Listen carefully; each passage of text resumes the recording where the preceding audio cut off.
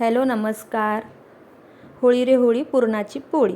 तर होळी दिवशी मी म्हटलं चला एक छोटासा आपण मिनी ब्लॉग करूया, म्हणून म्हटलं थोडेच व्हिडिओ काढूया, जास्त नाही. तर पुरण झालं, आमटी झाली, पीठ मळून झालं, भात शिजवला, भजे पापडसुद्धा तळून घेतले, छोटे छोटे नैवेद्य बनवले, पूजेचं ताट सजवून घेतलं, नारळ, अगरबत्ती, हळद, कुंकू, दिवा सगळं घेतलं आणि आम्ही पुरणपोळी केलेलं उरलेलं जे पीठ असतं ते होलिकेमध्ये दहन करण्यासाठी घेतो आणि कांदासुद्धा घेतो. त्याचं महत्त्व काय आहे काय माहिती नाही, पण आमची पारंपरिक ती पद्धत आहे म्हणून आम्ही घेतो. तर छान माझी तयारी करून घेतली, घरात पण दिवा वगैरे लावला, दरवाजात दिवा लावला. आता माझ्या सोबतीच्या ज्या आहेत त्या येणार होत्या, एकदम जवळच असल्यामुळे होळी आम्ही सगळे मिळूनच जातो. तर आपण तिथे गेल्यावर पूजा करताना तर मी व्हिडिओ काढू शकत नाही, मुलं आली नव्हती, ती अगोदर जाऊन आली किंवा नंतर जाणार होती, माझ्यासोबत आली नव्हतीत मुलं.